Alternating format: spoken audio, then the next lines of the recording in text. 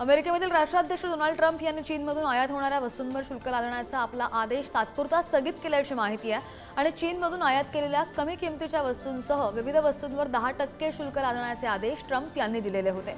Trump यांची अनेक देशांवर प्रत्युत्तरात्मक कर जाहीर करण्याची योजना आहे आणि जेणेकरून इतर देशांना अमेरिकेला समान वागणूक देण्यास भाग पाडता येईल।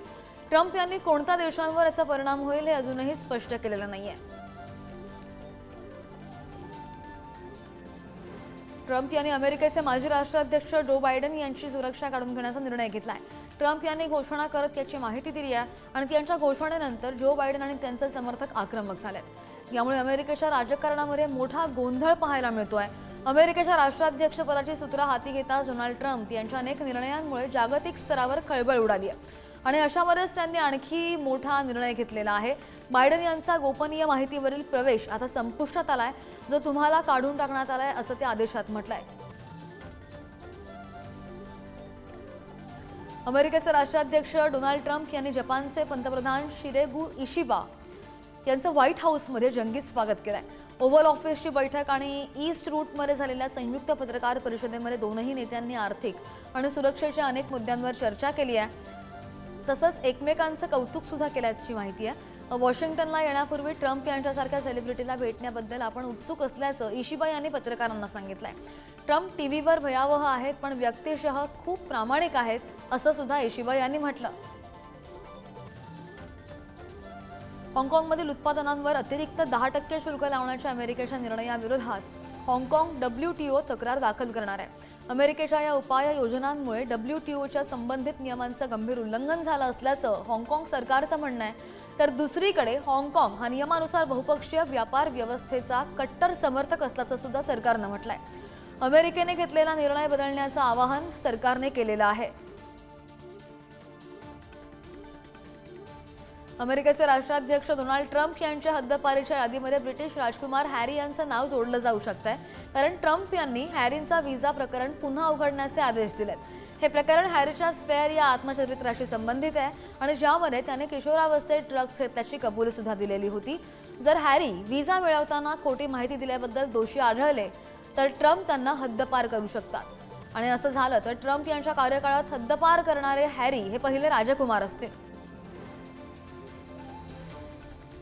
स्वीडनचे प्रिन्स कार्ल फिलिप आणि प्रिन्सेस सोफिया यांनी आपल्या चौथ्या मुलीच्या जन्माची घोषणा केली आहे। राजकुमारीचं नाव आणि छायाचित्र अद्यापही जाहीर केलेलं नाहीये, मात्र स्वीडनचे राजे कार्ल 16वे गुस्ताफ यांचे चिरंजीव प्रिन्स कार्ल फिलिप हे त्यांचे उत्तराधिकारी आहेत। तर प्रिन्स कार्ल फिलिपनं 2015 मध्ये सोफिया हिच्यासोबत लग्न केलेलं होतं। चीनच्या दौऱ्यावर असलेले पाकिस्तानचे अध्यक्ष आसिफ अली झरदारी यांनी शी जिनपिंग यांच्याशी झालेल्या चर्चेत काश्मीरचा मुद्दा उपस्थित केला। झरदारी हार्बिन इथं सुरू असलेल्या 9व्या आशियाई हिवाळी खेळांना उपस्थित ते होते। तर झरदारीच्या भेटीनंतर शी जिनपिंग यांनी शांततेने उपाय शोधले पाहिजेत आणि जम्मू आणि काश्मीर वाद हा इतिहासाचा वारसा असल्याचं सुद्धा त्यांनी म्हटलंय। संयुक्त राष्ट्र सुरक्षा परिषदेच्या ठराव आणि द्विपक्षीय करारांनुसार काश्मीरचा मुद्दा निष्पक्ष आणि शांततापूर्ण मार्गाने सोडवला पाहिजे असा पुनरुच्चार सुद्धा चीनने केलाय। पाकिस्तानचे लष्कर प्रमुख जनरल सय्यद अनीम मुनीर यांनी बांगलादेश आणि मालदीवच्या सैन्य अधिकाऱ्यांची भेट घेतली। या बैठकीमध्ये क्षेत्रीय सुरक्षा परिस्थिती आणि संरक्षण सहकार्य वाढवण्याच्या निर्णयावर आणि मार्गांवर चर्चा झाली। या बैठकीमध्ये बांगलादेशच्या नौदल प्रमुख एडमिरल आणि मालदीवच्या संरक्षण दलाचे प्रमुख सुद्धा सहभागी होते। दोनही बैठकांनंतर ISPRने स्वतंत्र प्रेस रिलीज जारी केली आहे आणि यामध्ये या भेटींचे तपशील सुद्धा देण्यात आले आहेत। पाकिस्तानची मालदीव आणि बांगलादेश सोबत वाढती मैत्री भारतासाठी धोक्याची मानली जाते। बांगलादेश सरकारने स्वातंत्र्याची घोषणा केलेले सभागृह जमावाने पाडले आणि त्यानंतर सरकारने कठोर कारवाईचा इशारा दिलाय। स्वातंत्र्य नेते शेख मुजीबुर रहमान यांच्या ढाका येथील घराला जमावानं आग लावली। तसंच जमावाने बांगलादेश सरकारनं स्वातंत्र्याची घोषणा केलेले सभागृह सुद्धा पाडून टाकलंय। 15 वर्षांची राजवट संपुष्टात आणणाऱ्या विद्यार्थ्यांच्या जनउठावामुळे शेख हसीना देश सोडून भारतात आल्या, तर जमावाने हसीना यांचं घर सुद्धा उद्ध्वस्त केलं। भारताचे परराष्ट्र मंत्रालयाचे प्रवक्ते रणधीर जयस्वाल आणि बांगलादेशचे कार्यवाहक उच्चायुक्त मोहम्मद नुरुल इस्लाम यांच्यामध्ये दिल्लीमध्ये चर्चा झाली आणि यावेळी जयस्वाल यांनी शेख हसीना यांचं विधान वैयक्तिक असल्याचं म्हणत ते भारताशी जोडणं योग्य नाही असंही म्हटलंय। दुसरीकडे बांगलादेशने खोटे आरोप थांबवावेत असं सुद्धा त्यांनी म्हटलंय. बांगलादेशच्या परराष्ट्र मंत्रालयानं निवेदन जारी करत भारताचा निषेध केलेला होता आणि यावेळी शेख हसीना भारतामध्ये राहून खोटी आणि बनावट विधानं करत असल्याचा आरोप सुद्धा बांगलादेशनं केलेला होता. हमास आणि आणखी 3 इस्रायली बांधवांची सुटका करणार आहे आणि इस्रायल आणि हमास यांच्यामध्ये झालेल्या शस्त्रसंधी करारानुसार या बंधकांची सुटका करण्यात येणार आहे. इस्रायल डझनभर पालेस्टिनी कैद्यांची सुटका करणार आहे. 7 ऑक्टोबर 2023ला हमासने इस्रायलवर केलेल्या हल्ल्यात या सर्वांचं अपहरण करण्यात आलेलं होतं. तर मध्य गाझामधील महामार्गावर डझनभर नकाबपोश आणि शस्त्रधारी हमासचे दहशतवादी जमा झाले. शस्त्रसंधी सुरू झाल्यापासून कैद्यांची ही 5वी अदलाबदल असेल. मार्क झुकरबर्ग यांच्या मेटा कंपनीनं कामगार कपातीचा मोठा निर्णय घेतलाय. पुढील आठवड्यामध्ये 3000हून अधिक कर्मचाऱ्यांवर बेरोजगारीची कुऱ्हाड कोसळणार आहे आणि त्यानंतर कंपनी मशीन लर्निंग अभियंत्यांच्या भरतीला गती देण्यावर लक्ष केंद्रित करणार असल्याचं मेलद्वारे कर्मचाऱ्यांना कळवण्यात आलंय. सोमवारी सकाळपासून या कारवाईला सुरुवात होईल आणि यामध्ये अमेरिकेसह बहुतेक देशांमध्ये नोकरीवरून काढून टाकण्यात येणाऱ्या कर्मचाऱ्यांना नोटीस सुद्धा मिळणार आहे. युरोपमधील कर्मचाऱ्यांना स्थानिक नियमांमुळे टाळेबंदी टाळण्याची संधी मिळेल. जगभरातील अनेक देशांमधील व्हॉट्सअप युजर्सवर स्पायवेअर हल्ला झालेला आहे आणि इटलीमध्ये 7 ते 8 युजर्सचे व्हॉट्सअप सुद्धा हॅक झालाय. त्यानंतर त्या देशाने या संदर्भात तपास करायला सुरुवात केली. पॅरागॉन सोल्युशन या इस्रायलच्या सर्व्हिलन्स कंपनीशी निगडीत स्पायवेअरचा वापर करून पत्रकार आणि सामाजिक कार्यकर्ते यांना या हल्ल्यामधून लक्ष्य करण्यात आलंय. पॅरागॉन स्पायवेअर कंपनी विविध देशांना स्पायवेअर सिस्टीम विकते आणि राष्ट्रीय सुरक्षा आणि गुन्हेगारीवर मात करण्यासाठी या स्पायवेअरचा वापर सुद्धा केला जातो. सौदी अरेबियाने व्हिसा नियमांमध्ये महत्त्वपूर्ण बदल केलेले असून 14 देशांसाठी मल्टिपल व्हिसा एंट्री बंद करण्यात आली आहे. तर या 14 देशांच्या यादीमध्ये भारताचा समावेश आहे. सौदी अरेबिया सरकारने हज यात्रेच्या पार्श्वभूमीवर हा निर्णय घेतलाय आणि या नव्या नियमांनुसार आता या देशांमधील प्रवाशांना फक्त सिंगल एंट्री व्हिसा मिळणार आहे. हा फक्त 30 दिवसांसाठी वैध असेल. तर अनेक प्रवासी मल्टिपल एंट्री व्हिसाचा वापर करून हज यात्रा करतात आणि त्यामुळे अधिकृत परवानगीशिवाय मोठ्या प्रमाणामध्ये गर्दी वाढत होती. सिंगापूर जगातील सर्वात शक्तिशाली पासपोर्ट बनलाय. तर भारताची 80व्या स्थानावर घसरण झाल्याचं सुद्धा पाहायला मिळालं. अल्जेरिया आणि इक्वेटोरियल गिनी तसंच ताजिकिस्तानसह सामायिक हा पासपोर्ट आहे आणि हेनली आणि पार्टनर्स या जागतिक सरकारी सल्लागार कंपनीनं हा निर्देशांक तयार केलाय. जगातील हा निर्देशांक सर्व 119 पासपोर्ट्सना प्रवेश करू शकणाऱ्या गंतव्यस्थानांच्या संख्येनुसार क्रमवारी देतो. 2025च्या हेनली पासपोर्ट इंडेक्सनुसार जगातील सर्वात शक्तिशाली पासपोर्ट हा सिंगापूरचा आहे. मंगोलिया प्रदेशामधील निंगचेंग काउंटीमध्ये हजारो लोकांची भव्य परेड पार पडली आहे आणि या परेडमध्ये अनेक लोककलावंतांनी सहभागी होत मनमोहक कलाविष्कार सुद्धा सादर केलेत.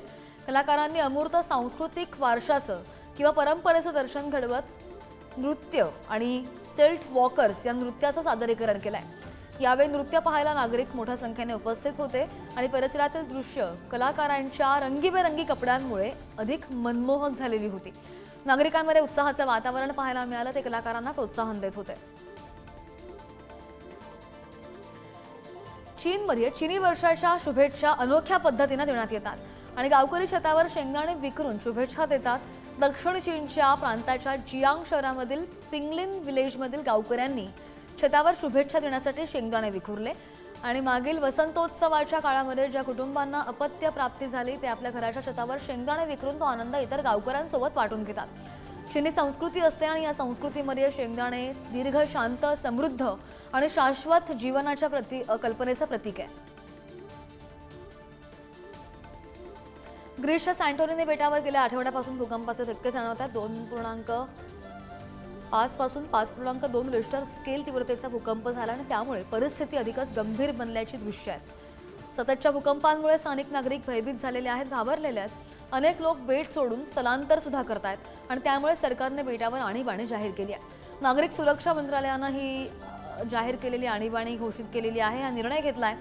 सरकारी प्रवक्ते पावलोस यांनी सशस्त्र सेना आणि आपत्कालीन वैद्यकीय सेवा सॅन्टोरिनी आणि आसपासच्या बेटांवर तैनात केलं असल्याचं बोललेलं आहे.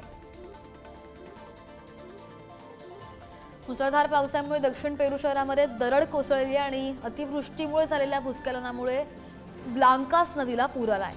मुसळधार पाऊस झाला आणि या पावसामुळे जानेवारीपासून पेरूमधील नागरिकांना सतर्कतेचा इशारा देण्यात आलेला होता.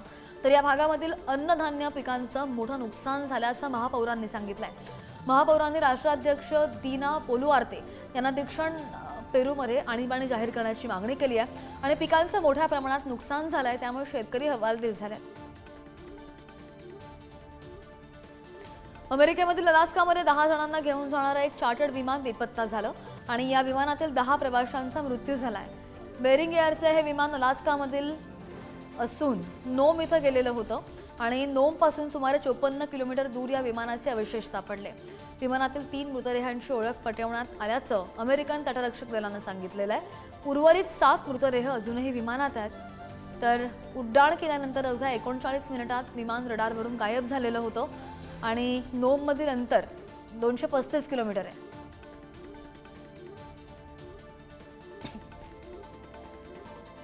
लिओनेल मेस्सीनं आपल्या खेळानं फुटबॉल विश्वामध्ये एक वेगळी ओळख निर्माण केली आहे आणि आता त्याचा मुलगा थियागो सुद्धा त्याच्या मार्गावर चालताना पाहायला मिळतोय. थियागोने अंडर 13 MLS चषकाच्या एकाच सामन्यात तब्बल 11 गोल करत लोकांना वेड लावलेला आहे. थियागो केवळ 12 वर्षांचा आहे, मात्र या लहान वयात त्यानं एकाच सामन्यात 11 गोल करून सर्वांना चकित केलेलं आहे. 2022 मध्ये अर्जेंटिनाला फुटबॉल विश्वचषक जिंकून देण्यात लिओनेल मेस्सीनं महत्त्वाची भूमिका बजावली. महाराष्ट्र विधानसभा निवडणुकांनंतर दिल्लीमध्ये भाजपने मोठा विजय मिळवलेला आहे आणि दिल्लीमध्ये भाजपने तब्बल 48 जागांवर मुसंडी मारली आहे. आम आदमी पक्षाला केवळ 22 जागांवर समाधान मानावं लागलंय आणि विशेष म्हणजे या निवडणुकीमध्ये काँग्रेसला भोपळा सुद्धा फोडता आलेला नाहीये. त्यामुळे तब्बल 27 वर्षांनंतर नवी दिल्लीमध्ये भाजपचं कमळ फुललंय आणि दिल्लीमध्ये भाजपने एक हाती सत्ता मिळवलेली आहे. भाजपच्या परवेश वर्मा यांनी 3186 मतांनी केजरीवाल यांचा पराभव केला, तर अरविंद केजरीवालांसोबतच मनीष सिसोदिया यांचा सुद्धा पराभव झालाय. दिल्लीच्या माजी मुख्यमंत्री आतिशी यांचा मात्र विजय झालाय. दिल्लीतल्या विजयानंतर आज भाजप मुख्यालयामध्ये पंतप्रधान नरेंद्र मोदींच्या उपस्थितीत मोठा जल्लोष साजरा करण्यात आला. लोकसभेतल्या विजयानंतर हरियाणा आणि महाराष्ट्रात भाजपने रेकॉर्ड केलेला आहे, तर दिल्लीमध्ये भाजपने इतिहास घडवल्याचं पंतप्रधान मोदी म्हणाले. यावेळी मोदींनी आप आणि काँग्रेसवर हल्लाबोल केलाय, तर भ्रष्टाचार करणाऱ्यांना सोडणार नाही असा इशारा सुद्धा मोदींनी अरविंद केजरीवाल यांना दिलाय. काँग्रेसने दिल्लीच्या गेल्या 3 विधानसभा निवडणुकांमध्ये झिरोची हॅट्रिक केलेली होती असं म्हणत मोदींनी काँग्रेसला टोला लगावलाय. दिल्ली विधानसभेमधील पराभवानंतर आपच्या राज्यसभा खासदार स्वाती मालिवाल यांनी एक्सपोज करत प्रतिक्रिया दिली आहे. महिलांविरुद्ध गुन्हे करणाऱ्यांना देव शिक्षा करतो असं सुद्धा त्यांनी म्हटलंय. त्यांनी महाभारतातील द्रौपदीचं वस्त्रहरण चित्र शेअर केलंय आणि एकेकाळी त्या केजरीवालांच्या जवळच्या सहकारी होत्या, मात्र अलीकडच्या काळात त्या केजरीवालांविरोधात जोरदार टीका सुद्धा करत होत्या. दिल्ली महिला आयोगाचं अध्यक्षपद सांभाळणाऱ्या मालिवाल यांनी जाहीरपणे केजरीवाल यांच्या नेतृत्वानं आणि त्यांच्या पक्षाच्या दिशानिर्देशांमुळे भ्रमनिरास झाल्याचं मत मांडलेलं होतं. दिल्ली निवडणुकीमध्ये आपचा पराभव होताच उपराज्यपालांनी दिल्लीचं सचिवालय सील केलेलं आहे आणि गेल्या 1.5 वर्षांपासून आपला भ्रष्टाचाराच्या मुद्द्यावरून चोहोबाजूंनी घेरल्यानंतर भाजपाने अखेर 27 वर्षांनी दिल्ली काबीज केली आहे. गेल्या 10 वर्षांपासून दिल्लीवर आपची एक हाती सत्ता होती आणि त्यामुळे आप कुणाला जुमानत नव्हती. सचिवालयामधील फाईल बाहेर जाऊ नयेत म्हणून उपराज्यपालांनी दिल्ली सचिवालय सील करण्याचे आदेश दिल्याचं कळतंय. भाजपने 30 जागा जिंकल्याचं समजतात सक्सेना यांनी या हालचाली केल्या. आपचे माजी नेते आणि रविकुमार विश्वास यांनी भाजपच्या दिल्ली विजयानंतर अभिनंदन केलंय आणि कुमार विश्वास यांनी भाजप दिल्लीच्या लोकांसाठी काम करेल अशी आशा सुद्धा व्यक्त केली आहे. आपच्या कार्यकर्त्यांची स्वप्न चिरडणाऱ्या व्यक्तीबद्दल मला सहानुभूती नाहीये असं म्हणत कुमार विश्वास यांनी केजरीवाल यांच्यावर नाव न घेता टीका सुद्धा केल्याचं दिसलं. तर केजरीवाल यांनी दिल्लीचा वापर वैयक्तिक महत्त्वाकांक्षेसाठी केला असा आरोप सुद्धा त्यांनी केलाय. दिल्लीमधील लोकांना बदल पाहिजे होता असं काँग्रेसच्या नेत्या प्रियांका गांधी यांनी म्हटलंय. काँग्रेस जेव्हा सभा घेत होती त्यावेळी हे लक्षात आल्याचं त्यांनी म्हटलंय आणि दिल्लीमधील नागरिक आप पक्षावर नाराज होते आणि त्यामुळे परिवर्तन झालं असल्याचं सुद्धा गांधी म्हणाल्या.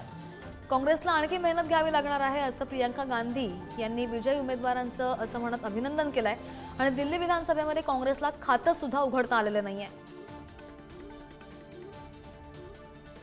दिल्ली विधानसभा निवडणुकीमध्ये भाजपनं जोरदार कामगिरी करत आपला सत्तेमधून पायउतार केलाय. तसंच गेल्या 27 वर्षांची दिल्लीमधील सत्तेची प्रतीक्षा भाजपनं संपुष्टात आणली आहे.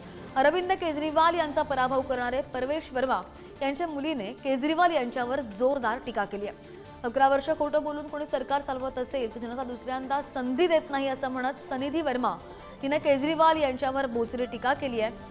तर पक्षातील वरिष्ठच मुख्यमंत्रीपदासंदर्भात सांगू शकतील असं उत्तर सनिधीने परवेश वर्मांच्या मुख्यमंत्रीपदाच्या चर्चेसंदर्भात दिलंय.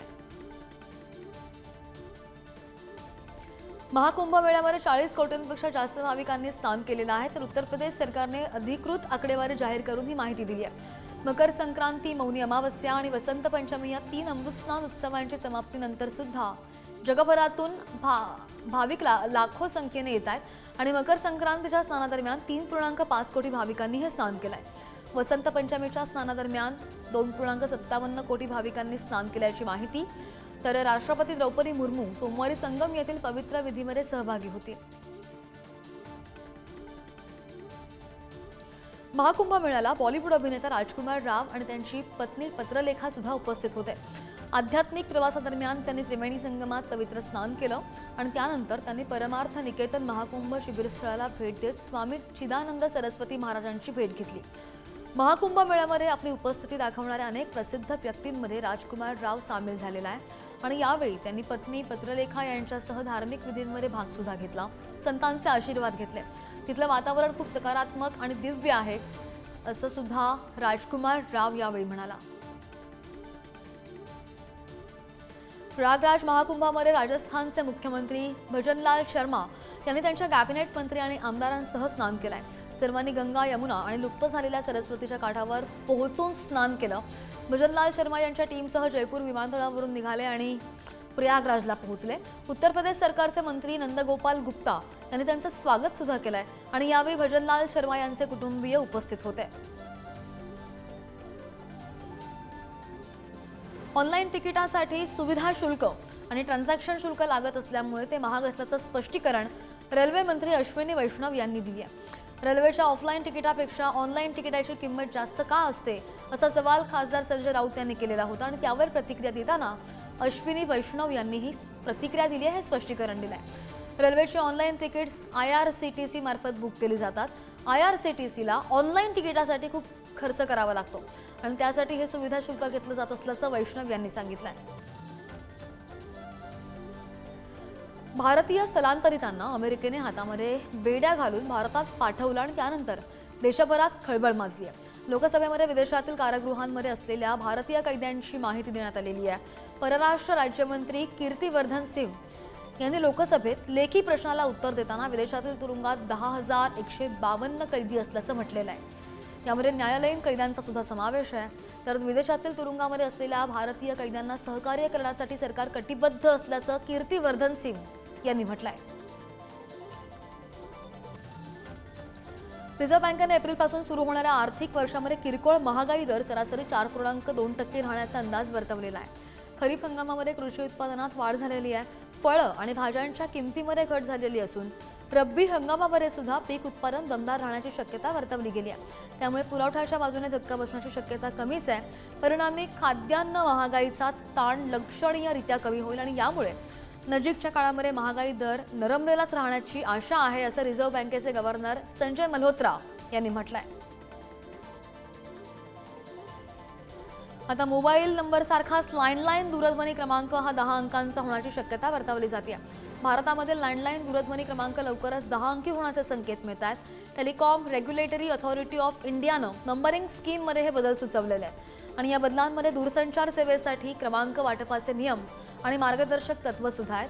लँडलाईन टू लँडलाईन कॉलसाठी 0 लावण्याचा प्रस्ताव TRAIनं ठेवलेला आहे आणि त्यानंतर या भागाचा STD कोड आणि ग्राहकांची संख्या ठेवण्यात आली आहे. दूरसंचार विभागाला या बदलीसाठी 6 महिन्यांची मुदत सुद्धा देण्यात आली आहे. डिजिटल पेमेंटमध्ये वाढत्या फसवणुकीच्या प्रकारच्या घटनांवर नियंत्रण ठेवण्यासाठी नवीन घोषणा करण्यात आली आहे. RBIनं देशभरातील बँका आणि बिगर बँकिंग वित्तीय संस्थांसाठी विशेष इंटरनेट डोमेन सुरू करण्याची घोषणा केली आहे. भविष्यामध्ये बिगर बँकिंग वित्तीय संस्थांसाठी fit.in हे डोमेन सुरू करण्यात येईल आणि डिजिटल पेमेंटमध्ये होणारी फसवणूक रोखण्यासाठी फिशिंगच्या प्रकारांना आळा घालणं, डिजिटल बँकिंग आणि पेमेंट सेवांवरील विश्वास वाढवणं हा यामागचा उद्देश आहे. आजकाल अनेक जण कानामध्ये हेडफोन्स किंवा नेकबँड्स घालून बोलत असतात, मात्र त्यामुळे अनेक वेळा दुर्घटना घडतात. असाच एक दुर्दैवी प्रकार उत्तर प्रदेशची राजधानी लखनौमध्ये घडलाय. नेकबँड हाच एका तरुणाच्या मृत्यूचं कारण बनलाय. खरं तर हा तरुण नेकबँड घालून फोनवर बोलत असताना स्फोट झालेला आहे आणि त्या स्फोटामुळे तरुणाचा दुर्दैवी मृत्यू झाला. मिळालेल्या माहितीनुसार हा तरुण गळ्यामध्ये नेकबँड घालून बोलत होता, पण अचानक तो पडला. लोकांनी त्याच्या कुटुंबियांना माहिती दिल्यानंतर त्याला तत्काळ रुग्णालयात नेण्यात आलं आणि तिथं डॉक्टरांनी त्याला मृत घोषित केलं. बेळगावमध्ये पत्नीनेच दारूच्या व्यसनाच्या आहारी गेलेल्या पतीची हत्या केली आहे. पतीच्या व्यसनाला कंटाळून पत्नीनं धारदार शस्त्राने त्याची हत्या केली आहे आणि हे कुटुंब उदरनिर्वाहासाठी रायबाग तालुक्यातून शहरामध्ये आलेलं होतं. गेल्या आठवड्याभरापासून पती रोज दारू पिऊन घरी येऊन धिंगाणा घालत होता आणि त्यामुळे छळाला कंटाळलेल्या पत्नीनं माळ मारुती पोलीस ठाण्यामध्ये तक्रार सुद्धा केलेली होती. घरमालकाने त्यांना घर रिकामं करण्याची तंबी दिली आणि त्यानंतर पतीनं घरात नासधूस करत खिडक्यांची तोडफोड केली आहे. पत्नीनं टोकाचं पाऊल उचललंय. बनावट पोलीस आणि बँकर असल्याचा भास लावून फसवणूक करणाऱ्यांपासून सावध राहायचं आवाहन केंद्रीय गृह मंत्रालयाकडून करण्यात आलंय. नागरिकांना धमकावणारे, ब्लॅकमेल करणारे, खंडणी मागणारे आणि डिजिटल अरेस्ट करणाऱ्या सायबर ठगसेनांशी संबंधित स्काईप खाती I4Cने अगोदरच ब्लॉक केलेली आहेत. कोणत्याही सायबर फसवणुकीची तक्रार ताबडतोब 1930 वर कॉल करून किंवा cybercrime.gov.in वर करण्याचं आवाहन सुद्धा केलेलं आहे. बॉलिवूड अभिनेता सैफ अली खानवर गेल्या महिन्यात चाकू हल्ला झाल्याची घटना घडली आणि या प्रकरणाचा तपास अजूनही सुरू आहे. यातच करीनाच्या सोशल मीडिया पोस्टनं लक्ष वेधलेलं आहे. करीनाने तिच्या इंस्टाग्राम स्टोरीमध्ये लिहिलं होतं की जोपर्यंत तुमच्यासोबत लग्न, घटस्फोट, अस्वस्थता, बाळंतपण, जवळच्या व्यक्तीचा मृत्यू, पालकत्व या गोष्टी प्रत्यक्षात घडणार नाहीत तोपर्यंत त्या तुम्हाला कधीही समजणार नाहीत. तुम्ही बहुतेकांपेक्षा हुशार आहात असं तुम्हाला तोपर्यंत वाटतं जोपर्यंत तुमची पाळी आल्यानंतर आयुष्यात तुम्हाला धडा शिकवते, असं तिने लिहिलंय. उच्च न्यायालयानं मध्य प्रदेशच्या ग्वाल्हेरमधील आरोग्य अधिकाऱ्यांना फटकारलेला आहे. दोघा डॉक्टरांवर नर्स सोबत अश्लील भाषेत बोलल्याचा गंभीर आरोप करण्यात आलेला होता. मात्र महिला नर्सिंग ऑफिसनं हे आरोप केलेले आहेत. पीडित महिला नर्सिंग अधिकाऱ्याच्या तक्रारीवर कारवाई करण्याऐवजी उच्च अधिकाऱ्यांनी तिला तिच्या पदावरून काढून टाकलेलं होतं. तिला जनरल ड्युटी नर्स बनवलं. अखेर झालेल्या अन्यायाविरोधात पीडितेने उच्च न्यायालयाचे दरवाजे ठोठावले. प्रकरणाचं गांभीर्य लक्षात घेऊन उच्च न्यायालयानं आरोग्य अधिकाऱ्यांना फटकारल्याचं पाहायला मिळालं.